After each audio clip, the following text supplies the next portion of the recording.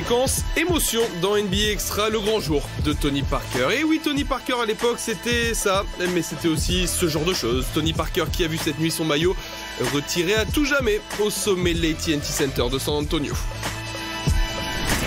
6 matchs à côté de ça dans cette soirée NBA où Draymond Green était un petit peu chafouin. On a vu un grand match entre Pistons et Timberwolves. On a vu Kawhi Leonard retrouver ses Toronto Raptors. Et il y aura même du James Harden là-dedans.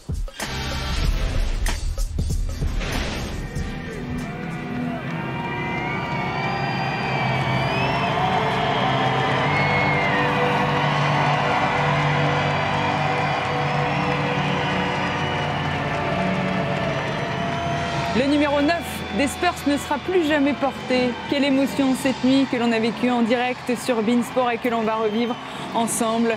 La cérémonie en hommage à Tony Parker qui a tiré sa révérence l'été dernier. C'était le grand temps fort de la nuit dernière, entouré de sa famille, de ses amis, de ses enfants, de son épouse. On va se régaler, je vous dis, pendant ce NBA Extra. Bonjour à tous et bonjour à toutes. On est ravis de vous accueillir. On est même ému à l'idée de revoir ces images qu'on a déjà vues une bonne centaine de fois ce matin. Tony Parker est donc immortel à l'AT&T Center. On va en parler avec Jacques Monclar et Rémi Reverchon. Bonjour messieurs. Bonjour, bonsoir Marie, Rémi et Coach Marie. Chapeau Tony. C'est bien, hein. C'est fantastique. On s'est régalé, ouais. On s'est régalé. Regardez le comme c'est beau. 9e maillot retiré des Spurs. 10e. 10e 10e. Ah, c'est con, ça aurait été chouette. J'ai fait 9, ouais, je m'étais Dommage. dit, tiens, j'ai mal Je compté. suis désolée de vous contredire. C'était donc une soirée extrêmement particulière à l'AT&T Center hier. Avec ce Merci Tony que tout le monde arborait. Il y avait des t-shirts partout. Il y avait plein de Français partout. C'est Ouais. un moment très spécial. Moment particulier, il avait fait venir presque 300 personnes, Tony, vous vous rendez compte ? 300 personnes qui ont fait le voyage à San Antonio de France et d'un peu partout. C'était sa French Mafia, comme disait Pop hier soir. C'est un moment à part. Il y avait ses amis, il y avait sa famille, il y avait les connaissances sportives, il y avait les connaissances du milieu artistique, il y avait des connaissances business aussi, tous les gens qui bossent pour l'Asvel, etc. C'était un moment à part, ouais. Un moment à part avec ce Big Three reformé. Tim Duncan Recomposé. et Manu Ginobili. On n'oublie pas le chef de tout ça, Greg Popovich. Ah, un jour, ils feront monter quelque chose pour lui, oui, ou une statue devant. Mais oui, ça c'est fait pour lui. Enfin, je trouve qu'il a tellement fait des choses insensées, inimaginables, pour tout le basket français, pour lui-même, que c'est juste l'aboutissement d'un truc Hors norme. totalement anormal et légendaire. Le palmarès de Tony Parker, on l'aperçoit. Hein. On oublie parfois qu'il a été 6 fois All-Star quand même. C'est énorme, 6 fois. 6 fois All-Star, parce qu'on sait tous les 4 titres, on sait tous le titre de MVP des finales. Mais c'est vrai que 6 fois All-Star, t'as raison Marie, on n'appuie peut-être pas assez là-dessus parce qu'il faudrait rentrer. Alors j'ai pas été fouillé ce matin dans les comparaisons, mais 6 fois All-Star, c'est vraiment sensationnel. C'est le meilleur passeur de l'histoire des Spurs. Il le restera, je pense, un bon petit moment. Il va falloir aller le chercher.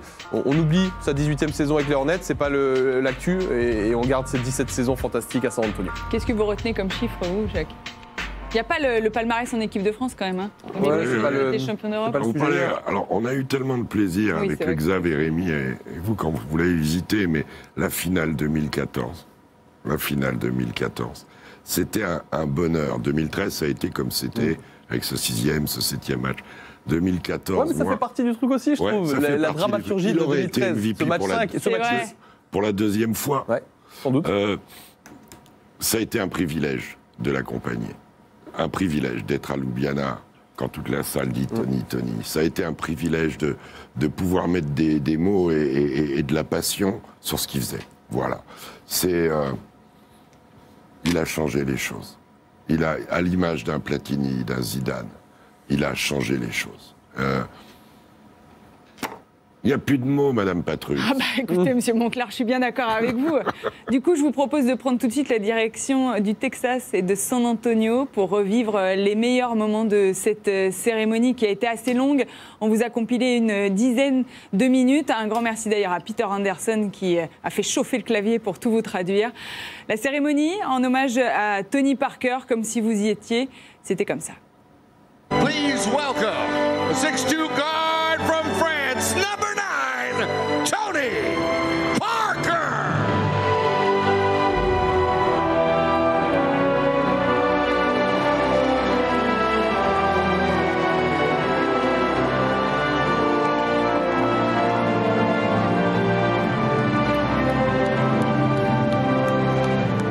I know you want to hear from the players, so I'm going to be very, very brief.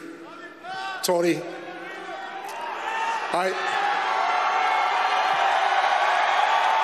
knock it off. Knock it off. Tony, I want to apologize for all the physical and mental abuse I gave you the whole time you were here.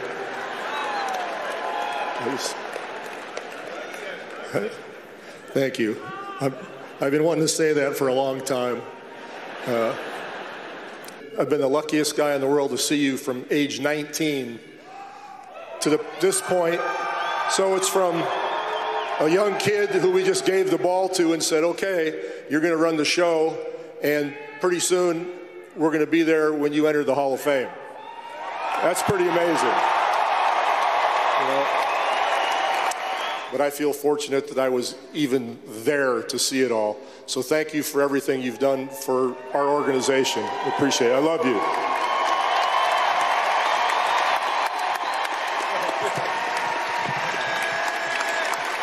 French basketball is Tony. Tony is French basketball now. There is no way you can talk about French basketball without the name of Tony coming up.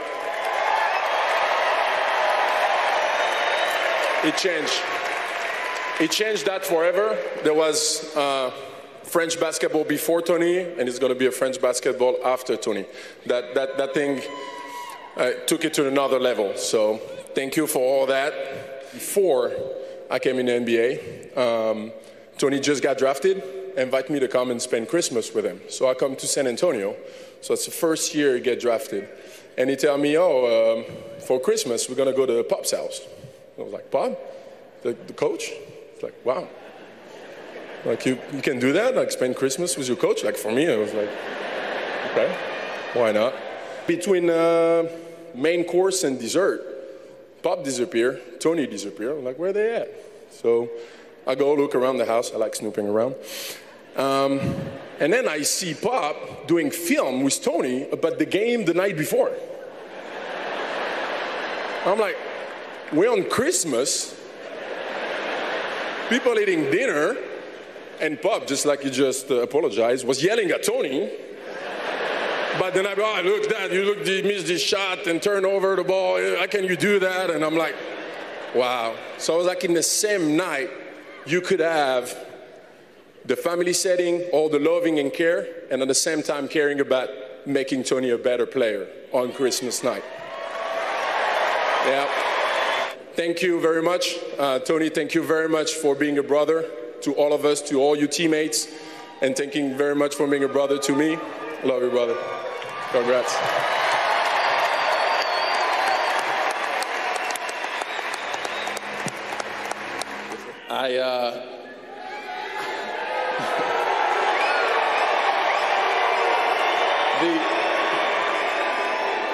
The story is, or the story that he tells, is that I didn't speak for him until his first year of his career here.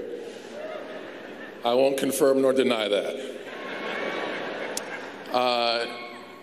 Coming here as a kid, didn't know what to expect from him. Pop saw something in him, and through the first couple years, the respect just grew and grew and grew, because I saw this kid walk into a professional sport with a bunch of men, hand the ball to him and say, hey, we're going to teach you how to be a point guard and how to lead this team. And he was the hardest coached individual of anybody I've seen in this entire program. And Pop apologized for that. Rightfully so, he did. I had no idea that this kid would be my point guard, the point guard I loved to play with for the rest of my career.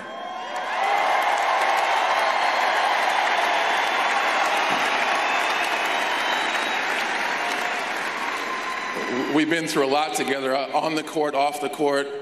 It's been an incredible ride, and there's no one else I would have rather been my point guard through this whole time. So thank you, Tony.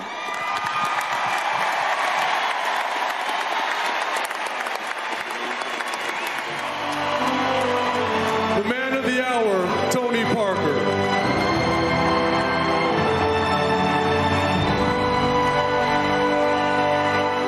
Boris, man, from high school, growing up with you. There's no Tony Parker if you're not talking about Boris Diaw. Like, he always protecting me, always had my back, and you know I love you like a brother. And I'm so happy that we went through all those years winning the Junior Championship, the European Championship, and then you knew you had to come to Spurs to win a championship with us in the NBA. You were the first one of my first big brother that took care of me in San Antonio, because back then, you have to put it in perspective, nobody liked European point guards, especially Timmy, you know, because he didn't talk to me. So just like Manu, I needed ally, you know what I mean? My ally was Bruce Bowen. So that's why he's sitting here tonight. And for that, big bro, I appreciate that. Coach Pop, I accept your apologies, Coach Pop. You taught me a lot, and I'll be thankful forever. Thank you very much, Papo.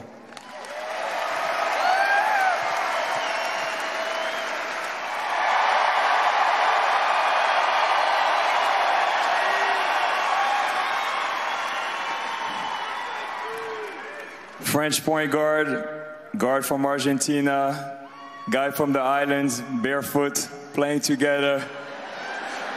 That was a hell of a big three. Man, those two guys, obviously, it grew over the years. And if I had to start any team, you know I would go to war with you two guys. It was an honor to play for you guys, to play together. But the friendship and the bond, that's what I love the most. I love you too, and we'll be together forever. Just imagine we're in the Dome. I was 19, just imagine. And we're playing the Lakers, and it's Kobe and Shaq. And I want a big Go Spurs Go on 3. Can we do it one more last time for me? One more last time all together. 1, 2, 3.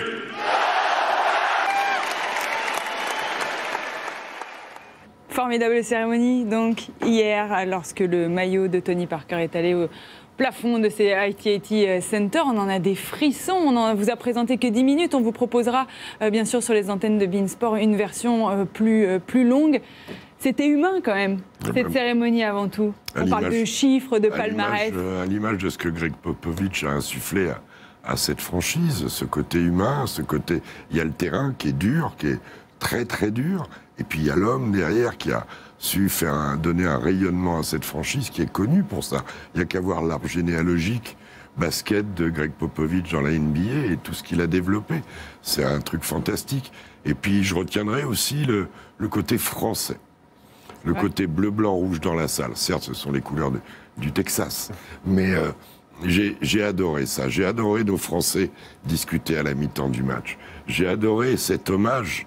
Et San Antonio est fier d'avoir cette connotation française. On connaît bien San Antonio. Et c'est une jolie petite ville très sympa.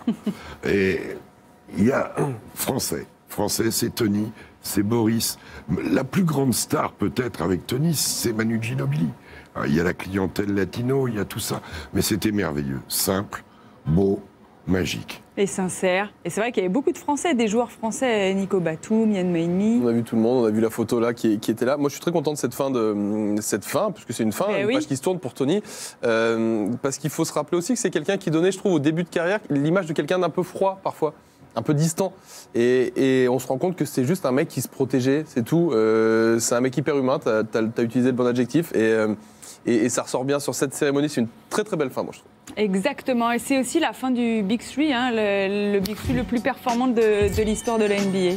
Ouais, c'est vrai que c'est le groupe de 3 qui a le plus gagné devant celui des Celtics ou des Lakers des grandes années, et pour aller les chercher, bon courage. Hein. Le truc, les stats de Tony, en plus, on pourra faire un détail. En play-off, le mettre très haut du fait du nombre de matchs, mais il est très très haut en play-off. C'est un truc de dingo, hein, c'est... Prochaine étape, pour Tony Parker. L'introduction au Hall of Fame que l'on vivra, j'espère, bien sûr, sur beIN Sport. Il y avait un clip aussi pour rendre hommage à la carrière de Tony Parker. On vous montrera l'intégralité, il est très long.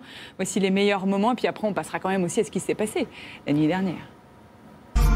Merci Tony. Il sera encore question de Tony Parker sur beIN Sport avec le beInside USA de Rémi tout à l'heure sur les réseaux et de votre overtime, mon cher Jacques. Dès demain, je n'en doute pas. On enchaîne, on regarde ce qu'il s'est passé quand même sur les parquets NBA. Il y avait un match aussi à l'AT&T Center, c'était juste avant cette cérémonie en hommage à Tony Parker, avec donc les Spurs qui étaient opposés aux Grizzlies.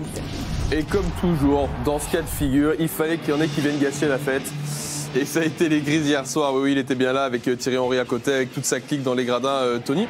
Mais donc ce match avec Ja Morant, qui avait été laissé au repos au match d'avant et qui a bien joué hier, on a peut-être retrouvé Jaren Jackson Jr. À mon avis, on l'a bien retrouvé, oui. Et c'est une bonne nouvelle. Ja Morant qui est monté au dunk ici. On part sur la fin de match parce que vous allez voir, ça va être très brouillon cette fin de match entre Spurs et Grizzlies. Aldridge, DeRozan. Qui passe un peu au travers de DeRozan d'ailleurs. Pour une fois, Rudy Gay ici qui met des points, qui fait beaucoup de bien à San Antonio en fin de rencontre. Le rebond. C'est celui-là qui fait le plus mal. Jay Crowder. Plus 3 Memphis. On va partir dans le bazar de cette fin de match. Là, on pense que Jaren Jackson scelle la victoire des Grizzlies. Sauf que, il y a le pied sur la ligne. Du coup, 3 points annulés. Et les Spurs sont toujours en vie. On avance dans le match. DeRozan. Pas de faute. Non. Alors qu'il pouvait monter au cercle direct. Là, je pense que là. Moi, je pense qu'il y a faute, mais elle n'est pas donnée. Oui, non, mais il peut monter direct. Oui, il n'est pas obligé. Du coup, frustré, etc., il y a des lancers francs. Memphis va prendre 4 points d'avance. Séquence d'après, DeRozan. Cette fois, il y a faute. Sauf que franchement, challenge du coach de Memphis, il n'y a rien du tout. Pour le coup, c'était de la bonne vieille compensation. Et là, les arbitres à la vidéo, ils sont obligés de l'admettre. Pas de faute. Bon, Popovic pas content, mais c'est la réalité. Plus 4 Memphis, du coup, il donne entre deux. Ballon récupéré par les Spurs. C'est peut-être pas fini cette histoire. DeRozan à 3 points. Non, c'est pour Jay Crowder. Bon, c'est fini. Et toujours pas. Entre deux. Et il est pas content, Jay Crowder. Résultat, faute technique. C'est quand même ballot à ce moment du match. Il en prend pas mal, Jay Crowder. Ouais, mais surtout à ce moment du match, c'est bien con. Le lancer pour revenir derrière. Il le voulait pas ce match-là. Caramba. Bon, mais les Grizzlies ont gagné 2-3 fois ce match. Ça a été dur à la fin. Jaren Jackson, 24 points. Ja Morant a fait un petit match, c'est vrai, pour son retour. En face, je vous dis, c'est Aldridge, le meilleur scoreur. DeRozan est bien passé au travers. L'adresse était un peu cata pour lui. Je pense que leur tête était ailleurs, tous là.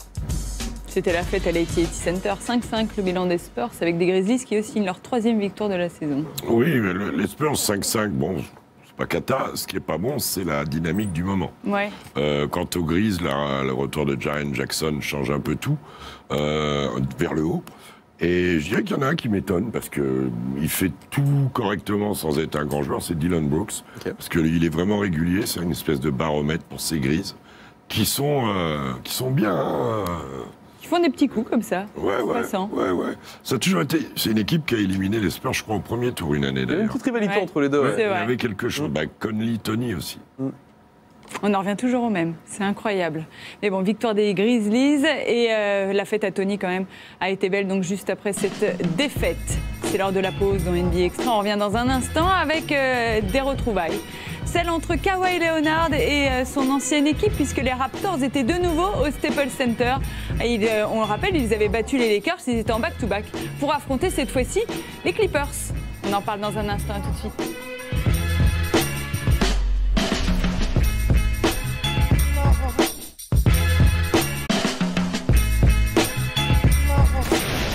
Il est 13h10, on est en direct sur beIN Sport. On est revenu longuement sur la cérémonie en hommage à Tony Parker. On est avec Rémi et avec Jacques et on va enchaîner avec ce qu'il s'est passé d'autre. Cette nuit, on va parler dans un instant des retrouvailles entre les Raptors et les Clippers, entre Kawhi Leonard et son ancienne équipe. Mais avant cela, un coup d'œil. Je vous en avais pas parlé hier, malheureusement, sur les joueurs de la semaine. Oui, je suis désolée là.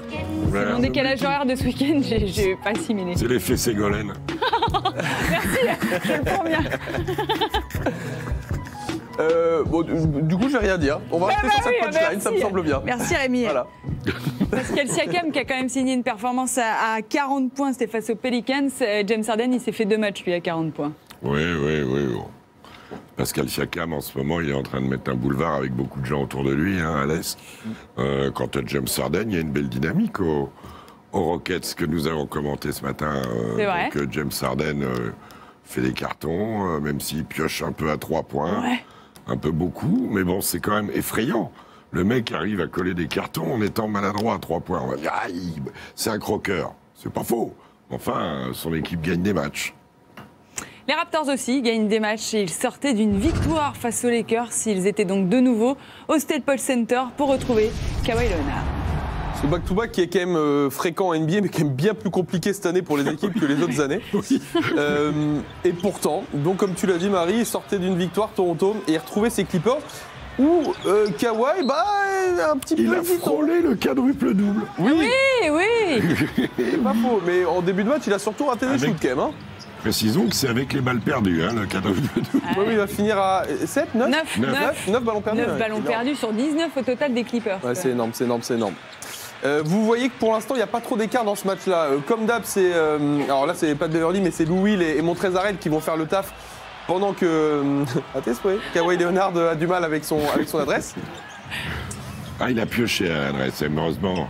Et de l'autre côté, Siakam, il était dur à attraper, trop vite pour Harrell.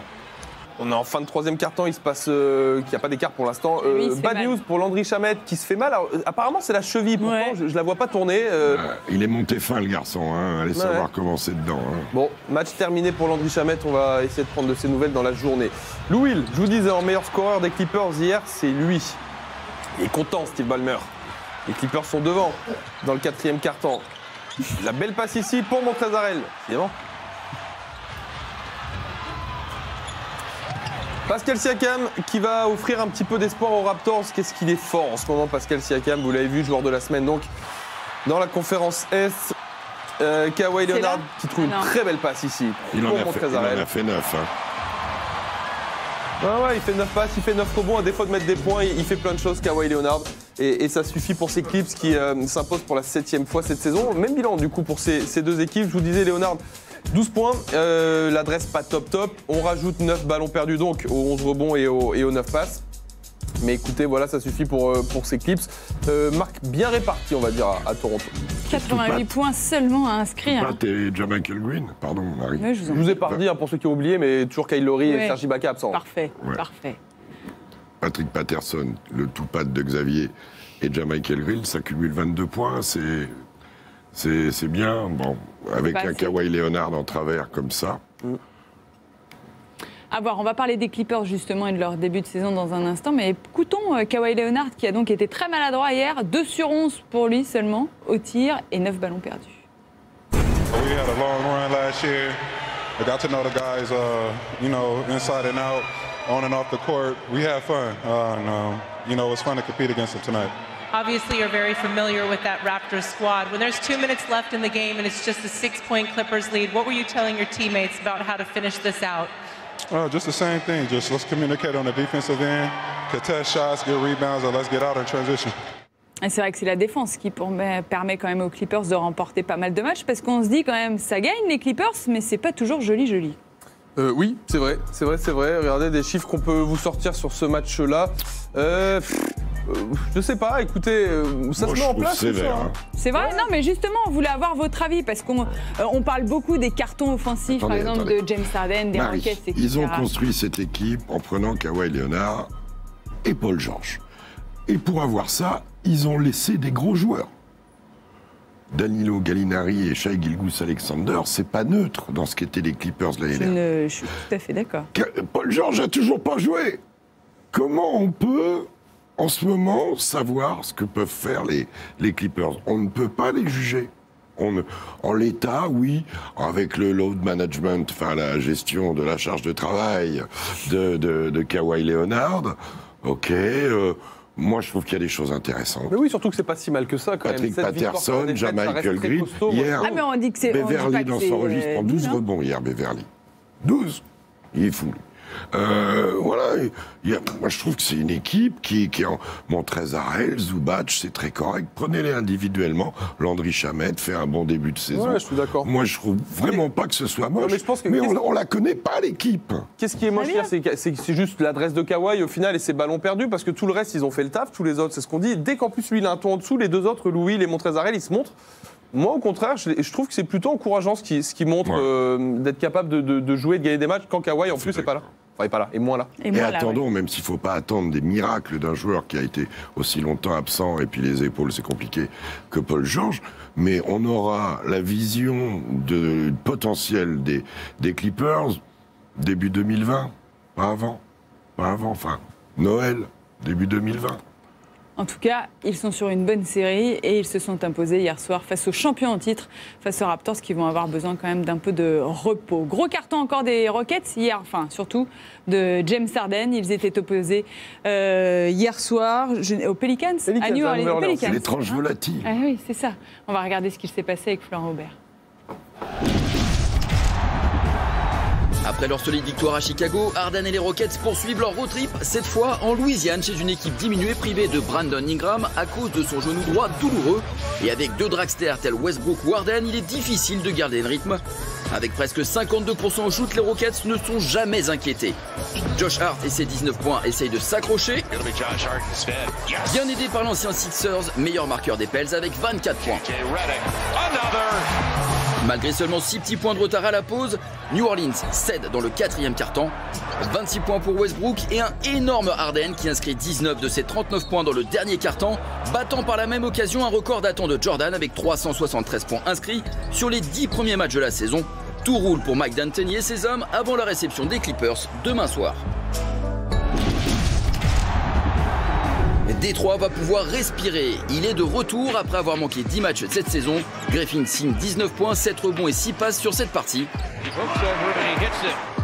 Mais la grosse perf de la soirée est à mettre à l'actif des hommes du Minnesota qui scorent 8 paniers à 3 points dans le seul premier quart-temps. Bien emmené par Wiggins à droit et un Towns qui s'offre même quelques coups d'éclat.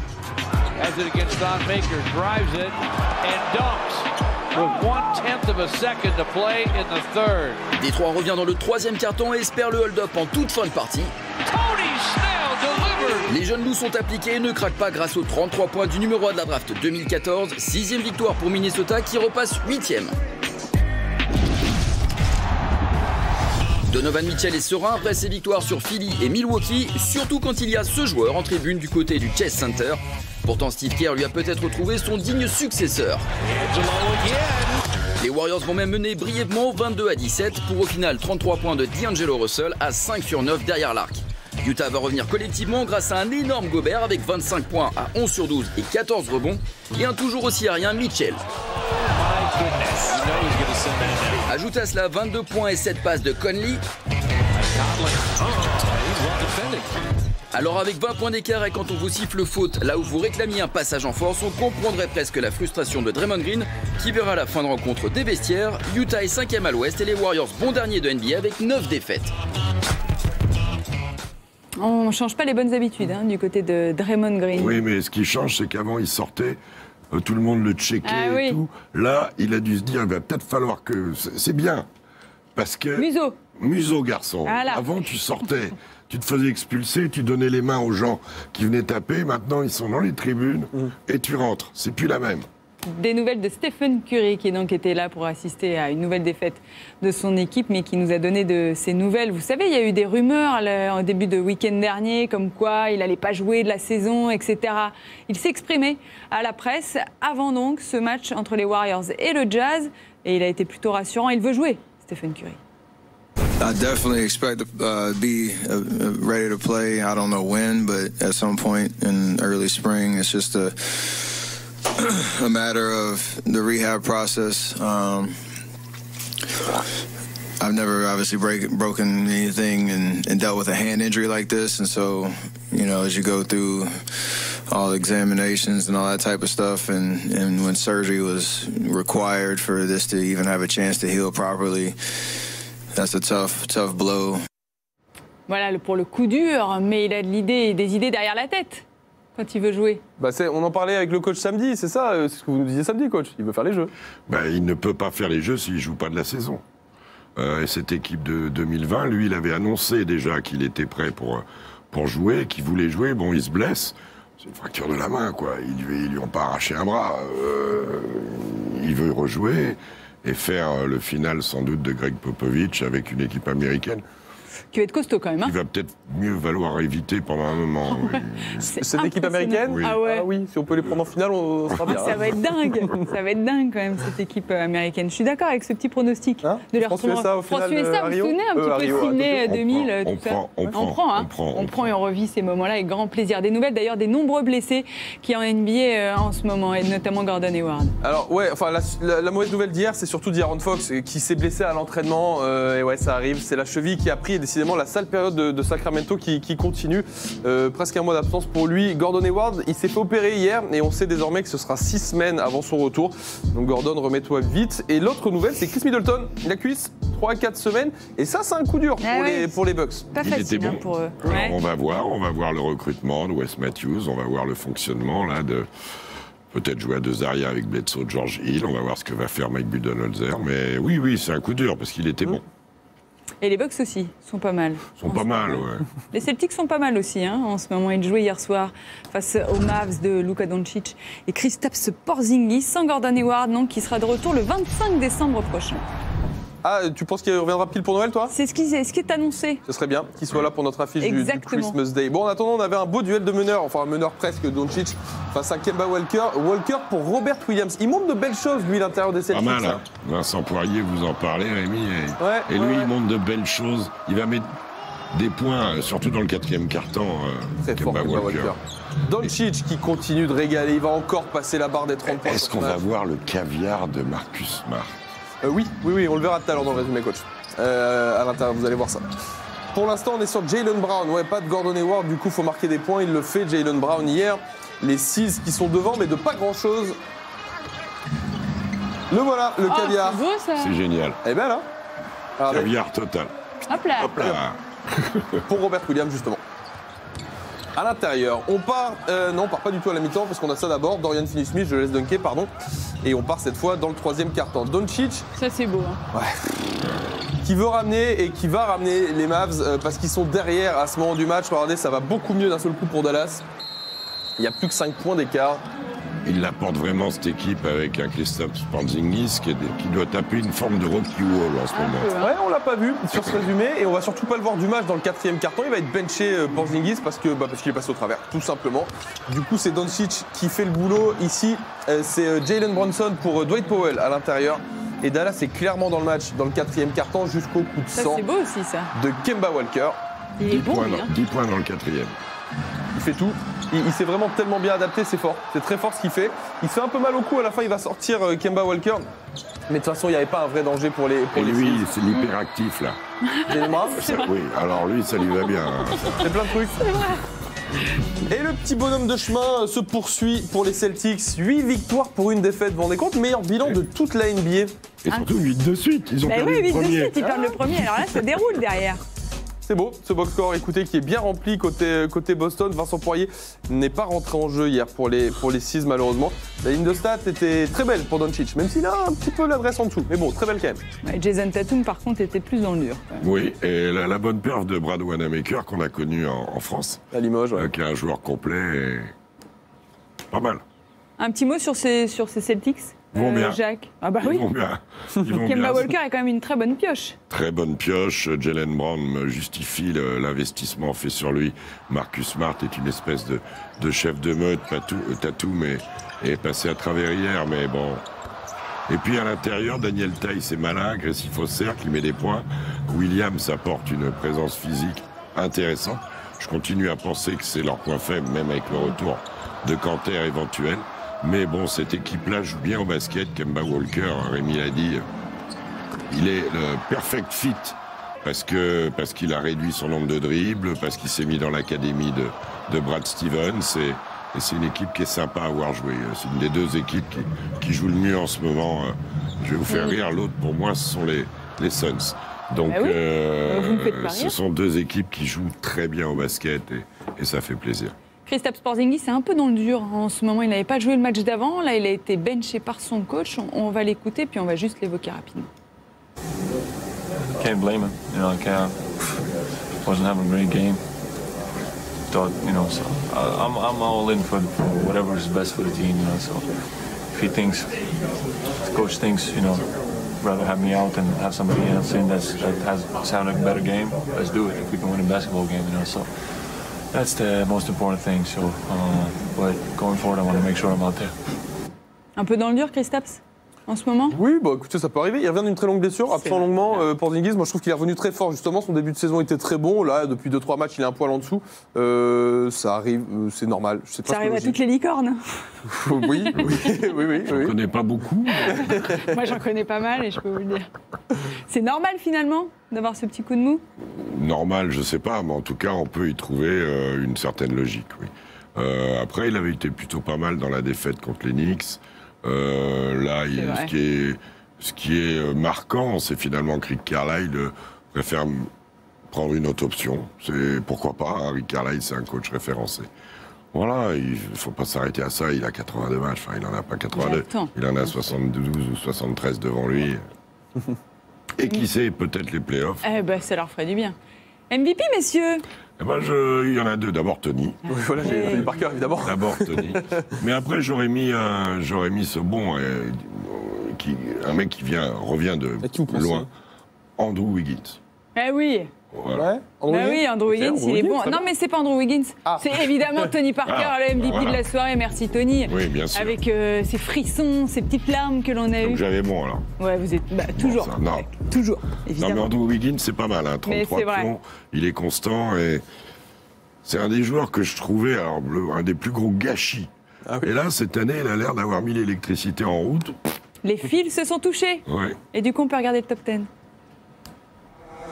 I said I'm moving like a soldier move. My bitch is unapproachable. So the end.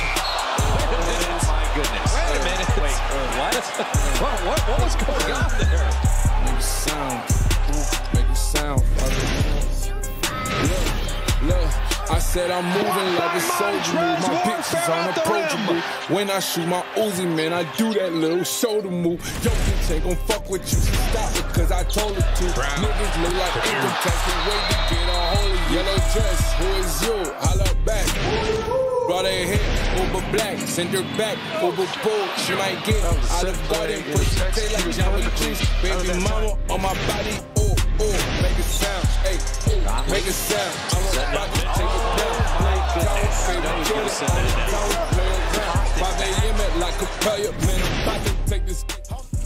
On m'a dit de me dépêcher, alors je me dépêche.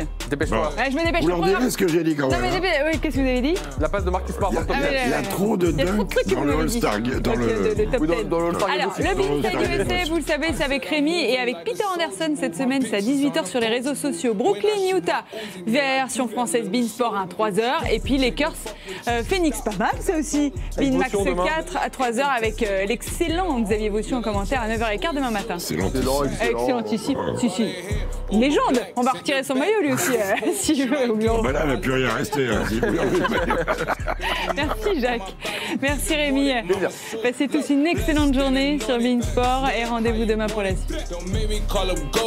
Somebody getting haunted. Heard she fucked some other nigga. She just end up disappointed. Got these pussies pocket watching like our bank account is jointed. Look, before a nigga popped, I was sleeping on a cot. Look, now I got it lit. 100 watts in the spot. Look, know that I'm that nigga, but I be acting like I'm not. I got tats all on my belly. I be feeling like I know who the fuck I be flexing like a wrestler.